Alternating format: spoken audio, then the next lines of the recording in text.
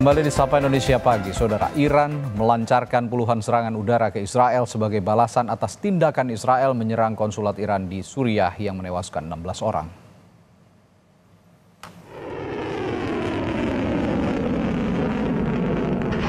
TV pemerintah Iran merilis video yang menunjukkan saat serangan rudal dan pesawat tanpa awak terhadap Israel diluncurkan pada Sabtu malam waktu setempat. Iran menyebut serangan ini sebagai balasan atas serangan terhadap kompleks konsulat Iran di Damaskus, Suriah pada 1 April lalu. Menurut Iran, Israel bertanggung jawab atas serangan yang menewaskan 2 jenderal penting Iran. عملیات از نظر ما خاتمه یافته است و قصدی بر ادامه این عملیات وجود نداره، اما چنانچه رژیم صهیونیستی اقدامی رو علیه جمهوری اسلامی ایران چه در خاک ما و چه در مراکز متعلق به ما در کشور سوریه یا جای دیگری انجام بده، عملیات بعدی ما بسیار بزرگتر از این انجام خواهد شد. Militer Israel merilis visual yang menunjukkan kerusakan di pangkalan udara yang disebabkan serangan udara Iran Sabtu waktu setempat. Juru bicara militer Israel menyebut pangkalan udara ini tetap beroperasi pasca serangan roket Iran.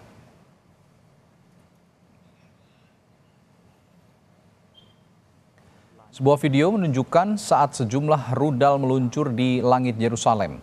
Serangan ini memicu ledakan keras dan sirene peringatan serangan udara terdengar di Yerusalem pada Minggu pagi. Departemen Layanan Darurat Israel mengatakan serangan yang dilancarkan Iran menargetkan beberapa kota di Israel dan menyebabkan cederanya seorang anak laki-laki berusia 10 tahun.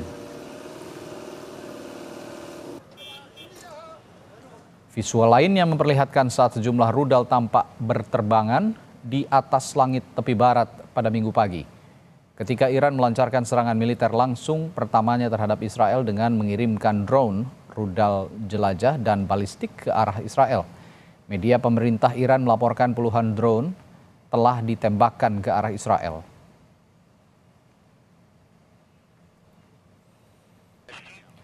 Sementara itu, pemerintah Amerika Serikat lewat juru bicara Dewan Keamanan Nasional, John Kirby, memastikan negaranya tidak akan terlibat dalam perang dengan Iran pasca serangan negara tersebut ke Israel.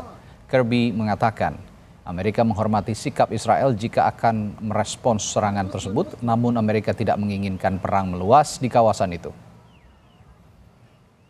Now, whether and how the Israelis will respond, that's going to be up to them. We understand that and respect that. But the president's been very clear. We don't seek a war with Iran. We're not looking for escalation here. We will continue to help Israel defend itself. Iran menyerang Israel sebagai misi balas dendam atas serangan Israel ke konsulat Iran di Suriah yang menewaskan 16 orang beberapa waktu lalu. Lalu apakah serangan ini akan meningkatkan suhu politik di Timur Tengah dan akankah efeknya ada ke Indonesia? Kita bahas bersama pengamat politik Timur Tengah, Hasibullah Satrawi. Assalamualaikum, Mas Hasib. Waalaikumsalam, selamat pagi Mas. Selamat pagi, sebelumnya minal aizin wal faizin, mohon maaf lahir batin, selamat lebaran Mas Hasib. Pertama Mas, ini gara-gara kopiah kayaknya ini. Jadi, ya Mas Hasib, Iran ini menyerang Israel sebagai misi balas dendam di insiden pada tanggal 1 April lalu. Apakah Israel akan serang balik kalau Anda melihat gejalanya serangan Iran ke Israel dengan beratus-ratus drone ini? Ya, terima kasih Mas.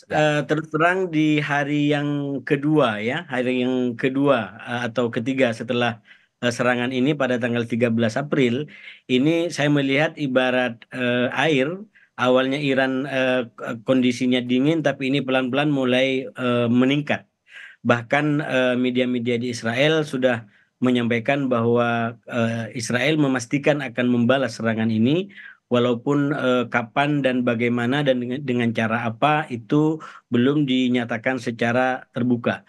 Saya melihat Mas, baik serangan 13 April yang dilakukan oleh Iran maupun serangan 7 Oktober yang dilakukan oleh Hamas kepada Israel, itu direspon oleh Israel dengan cara-cara yang mirip sama, yaitu di masa-masa awal Israel cenderung untuk menahan diri. Mungkin kalau dalam konteks Hamas karena keterkejutan yang luar biasa, sementara dalam konteks 13 April ini karena intervensi karena adanya apa namanya kebijakan politik Amerika Serikat yang meminta Israel untuk tidak langsung merespon secara keras. Tapi kalau benar bacaan saya ini Israel melakukan reaksi yang sama, maka tentu hari-hari ke depan akan mengkhawatirkan bagi Timur Tengah dan bagi dunia, Ya, karena berpasti Israel akan membalas. Dan Mas Mas Rangga tadi ya, Radi saya. Mas Radi ya, mohon maaf. Ya, ya. Tadi kalau kalau kita baca cara respon Israel terutama dengan menggunakan peristiwa 7 Oktober kepada Hamas ini betul-betul mengerikan, Ya. karena tujuan Israel itu, dan ini dinyatakan oleh pemerintahan Israel sekarang, mereka ingin merespon dengan tujuan Hmm. yaitu tidak tercipta apa yang disebut sebagai keseimbangan baru. Hmm. Apa itu keseimbangan baru? Kalau Israel tidak merespon serangan 7 Oktober terhadap Hamas atau tidak merespon serangan 13 April terhadap April. Iran, Ya. maka akan tercipta persepsi baru bahwa Israel tidak lagi menjadi pengontrol, pemilik, kendali, dan persenjataan yang paling canggih di Timur Tengah. Oke. Nah, kita lihat dengan kemampuan Iran menjangkau apa namanya pangkalan militer di Israel, itu artinya bahwa bukan hanya Israel yang memiliki drone dan apa namanya roket yang memiliki jelajah jauh seperti ini. Iran juga mempunyai kemampuan yang sama. Nah, serangan 13 April itu apa namanya memecah asumsi publik selama ini yang bertahun-tahun bahwa Israel mempunyai kemampuan senjata serang dan daya bertahan yang luar biasa. Oke. Nah, oleh karena itu, kalau kita melihat merujuk kepada apa yang disampaikan oleh sumber-sumber di Israel, walaupun tidak dinyatakan secara terbuka, maka sangat mungkin Israel melakukan serangan balik ke depan, dan bisa jadi balasannya bisa cukup fatal. Oke. Termasuk sudah mulai muncul kekhawatiran kalau Israel menyerang instalasi nuklir yang dimiliki oleh apa namanya yang dimiliki atau persenjataan yang dimiliki oleh Iran, Mas.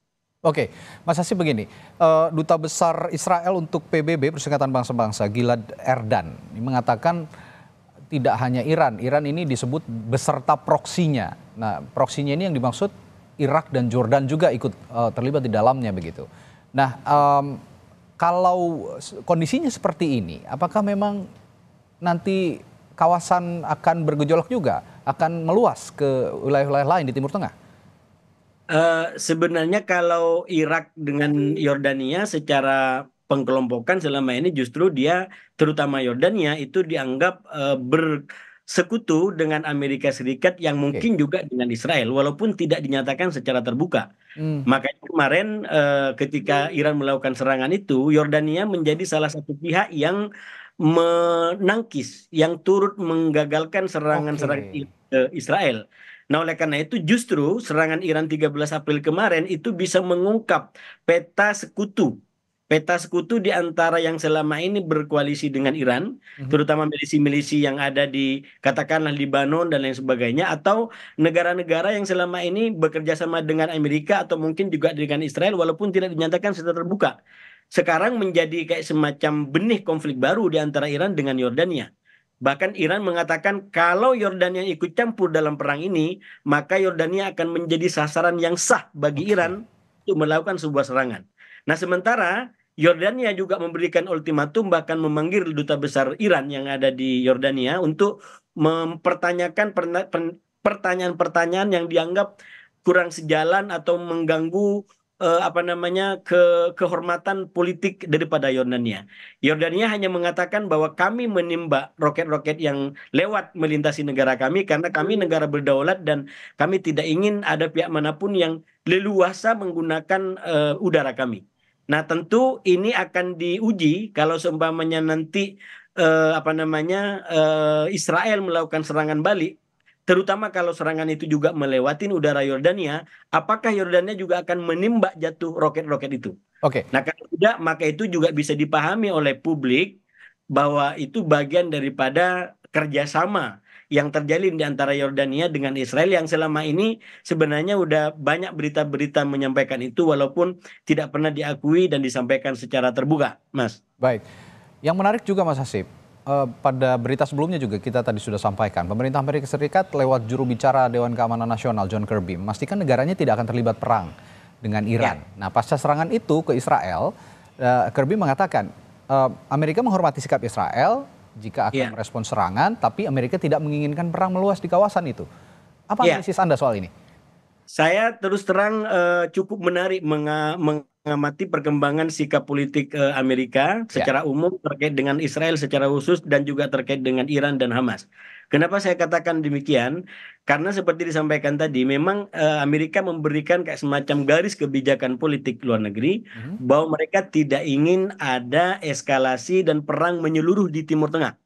Itu clear disampaikan kepada Israel atau bahkan juga kepada Iran. Nah, oleh karena itu walaupun ada rencana respon atau bahkan Iran sudah merespon, mereka juga tidak ingin dikatakan melanggar garis kebijakan itu. Justru seakan-akan aksi-aksi yang mau diambil termasuk oleh Israel itu alasannya ada dalam konteks biar tidak terjadi eskalasi. Karena itu kami akan melakukan serangan balik agar tidak terjadi eskalasi. Yang ingin saya katakan, Amerika memberikan garis kebijakan tentang politik luar negeri untuk tidak melakukan perang secara terbuka. Nah, saya yakin pasti Amerika mempunyai kepentingan dan alasan nasionalnya masing-masing. Itu kalau cukup bisa kita bahas di sini. Saya minimal mencatatnya dua. Yang pertama, secara nasional sekarang Amerika lagi mau melakukan pemilihan presiden. Ya, election ya. Ya, itu sangat krusial. Bahkan Trump itu sudah sering menyerang Joe Biden dengan mengatakan kalau saya presidennya maka perang Ukraina tidak akan terjadi, perang ini juga tidak akan terjadi. Artinya apa?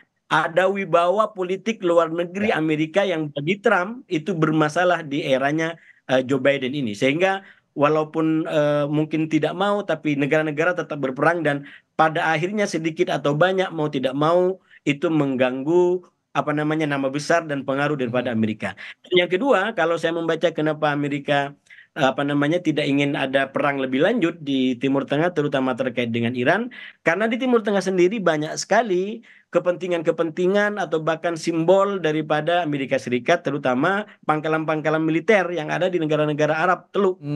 Itu kalau kemudian dan ini juga udah menjadi ultimatum Iran, kalau Amerika melakukan dan melibatkan diri secara langsung atau tidak, maka simbol-simbol atau tempat-tempat Amerika ini akan menjadi sasaran yang sah bagi Iran untuk melakukan serangan kepada mereka. Ini kalau kita baca alasan-alasan mungkin kenapa kok Amerika bisa memberikan sikap yang istilahnya deeskalasi politik di Timur Tengah.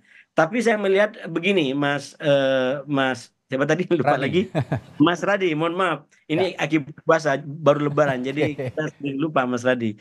Jadi saya melihatnya begini, Amerika ini terus terang kebijakan politik luar negerinya, terutama mengenai Israel, memang mengalami koreksi atau kecenderungan perubahan yang perlu kita baca ke depan. Saya melihatnya ini mungkin juga terkait dengan apa yang dilakukan Israel di Gaza itu yang sudah pada tahap tidak bisa diterima oleh nilai-nilai Amerika sendiri. Dan ini nyata di dalam sikap-sikap politiknya, misalkan terkait dengan Rafah.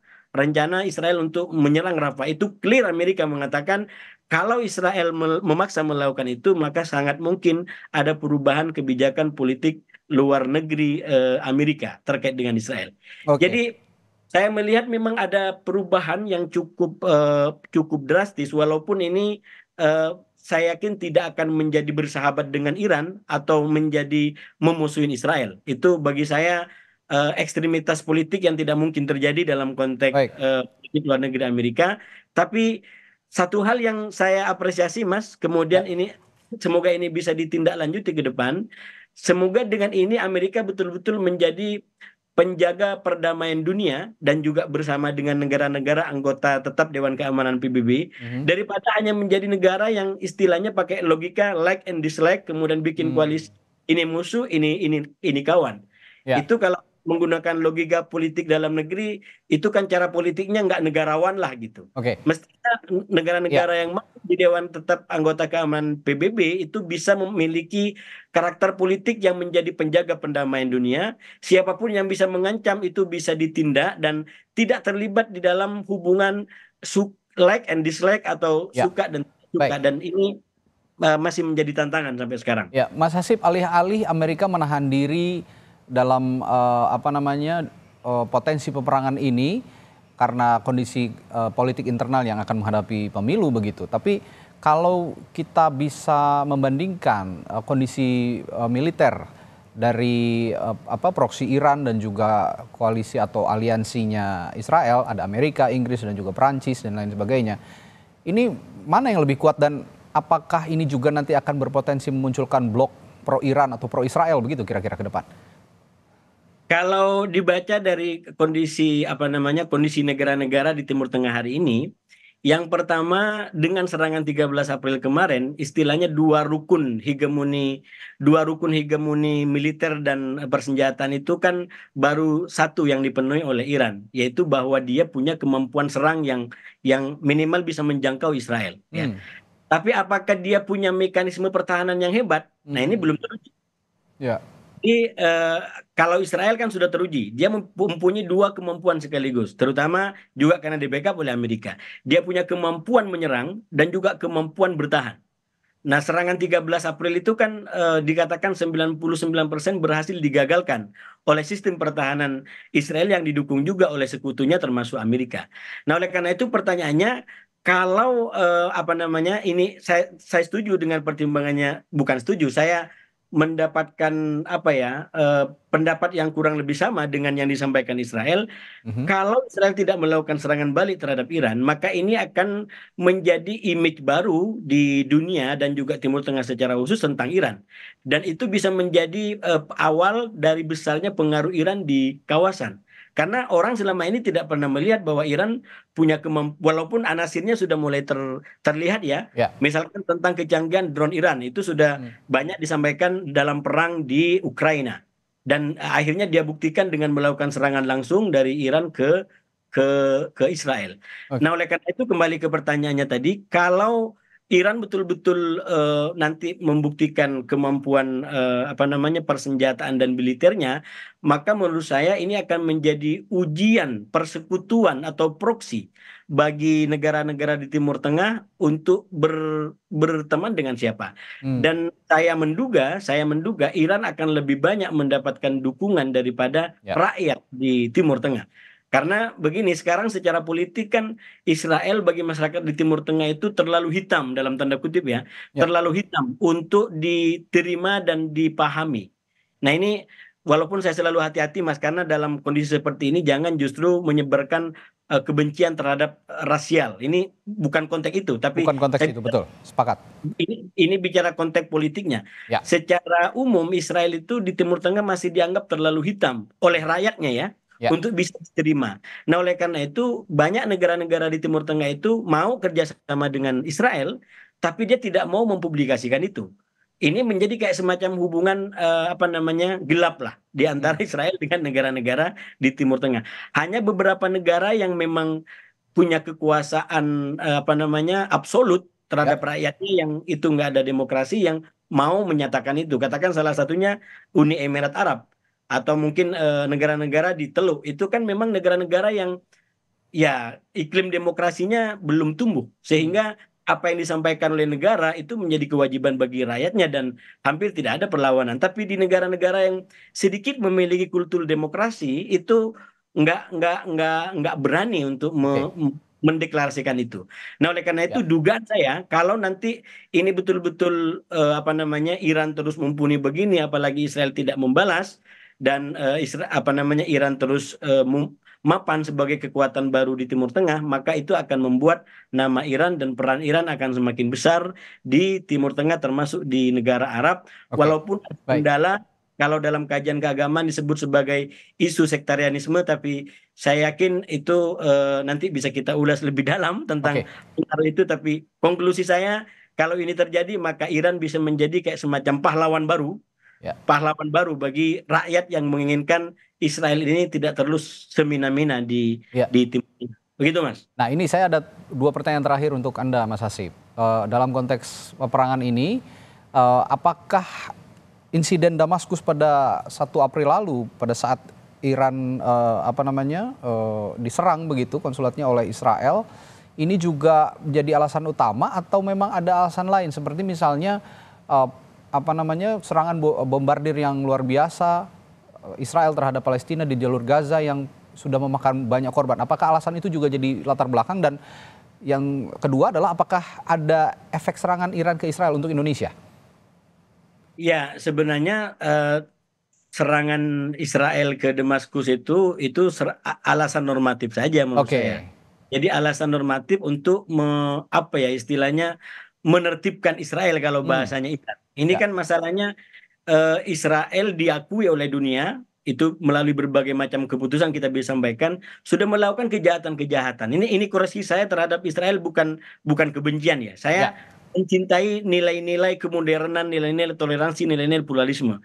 Dan kritik saya kepada Israel dengan serangan yang membabi buta terhadap Gaza itu adalah karena menghancurkan nilai-nilai itu. Dan bukan hanya kita yang mengkritik, Amerika sendiri mengkritik itu, PBB mengkritik itu. Oleh karena itu Iran dengan segala macam yang keterbatasan yang dimiliki, dia seakan-akan ingin menjadi utusan dunia untuk menertibkan Israel agar tidak semena-mena di dalam melakukan sikap terhadap negara, terutama kalau negara itu belum merdeka seperti Palestina. Ini kan sebenarnya kalau yang dilakukan Iran, kalau boleh kita baca secara lebih terukur gitu ya, itu yang ditargetkan adalah target militer. Nah, kalau itu timbul korban jiwa non militer, menurut saya Iran juga perlu dikecam atas itu. Sampaikan bahwa ada korban anak kecil, itu menurut saya hal yang juga kesalahan yang dilakukan oleh Iran, sama dengan ketika Israel melakukan terhadap sipil, salahnya di situ. Seandainya yang ditarget adalah hanya simbol-simbol Hamas, mungkin kecaman dunia tidak akan sebesar ini. Tapi Israel tidak membuktikan dia melakukan serangan terhadap Hamas. Dia menyerang rumah sakit, dia menyerang masyarakat sipil. Jadi itu justru yang membuat Israel itu keluar dari prinsip-prinsip umum, nilai-nilai umum yang selama ini menjadi pedoman kita semua, bahkan pedoman Amerika sendiri gitu. Dan kalau akhirnya Amerika melakukan koreksi, saya menduga sedikit banyak juga karena faktor itu. Bagaimana kita bisa membenarkan sikap Israel yang begitu? Jadi saya tidak setuju perang, saya tidak ingin perang, tapi ini kekerasan seperti ini harus dihentikan, terutama kalau itu mencapai masyarakat sipil, dan kita ingin dunia yang lebih damai, apapun agamanya, apapun negaranya, apapun sukunya. Itu menurut saya perjuangan kita semua ke depan, Mas. Ya, dampaknya untuk Indonesia, serangan Iran ke Israel ini terakhir, Mas Hasyim. Dampaknya kalau menurut saya ini akan lebih terutama secara ekonomi ya. Nah, saya masalahnya tidak ahli tentang ekonomi, terutama mungkin terkait dengan perminyakan, Mas, karena Iran punya cadangan minyak yang cukup besar ya? Ya, punya cadangan cukup besar, terutama karena Iran juga sekarang sudah bekerja sama dengan negara-negara Arab Teluk, ya, bahkan dengan Arab Saudi yang selama ini berperang, sekarang Iran sudah bekerja sama dengan Qatar, itu sudah dari dulu memang kerjasama. Walaupun kita tahu Teluk hari ini Teluk yang sebenarnya tidak ingin terlalu ideologis dalam memahami mungkin peta politik, dia ingin perkembangan ekonomi gitu. Karena itu walaupun dia kerjasama dengan Iran, dia juga kerjasama dengan Amerika. Arab Saudi kerjasama dengan Amerika, tapi dia juga yang kerjasama sama Cina gitu. Bahkan kerjasama dengan Rusia. Jadi Teluk hari ini adalah Teluk yang menurut saya juga penting diamati ke depan karena perannya yang besar, tapi juga tidak ingin terlalu ideologis di dalam memahami persoalan-persoalan politik di kawasan. Begitu, Mas. Baik, ini memang dampaknya lebih ke ekonomi begitu ya, dan ini juga harus dibahas lebih lanjut apa dampaknya secara ekonomis oleh yang benar-benar memahami kondisi peta politik ekonomi begitu ya. Ekonomi dan perminyakan, karena ya itu dampaknya menurut saya akan makin besar di situ. Kalau lain sosial keagamaan, ya menurut saya masyarakat kita sangat memahami itu, walaupun memang banyak hal yang masih bisa dijelaskan di situ kan. Kadang-kadang apa yang terjadi A, tapi di kalangan masyarakat kita yang sudah dijadikan pembicaraan adalah B. Itu bisa dijelaskan di waktu yang lebih lama untuk menjelaskan badan itu, Mas. Baik, menarik sekali perbincangan kita pagi hari ini. Terima kasih. Politik Timur Tengah Hasibullah Satrawi telah berbagi perspektifnya di Sapa Indonesia Pagi. Sehat selalu, Mas Hasib. Assalamualaikum. Assalamualaikum warahmatullahi wabarakatuh.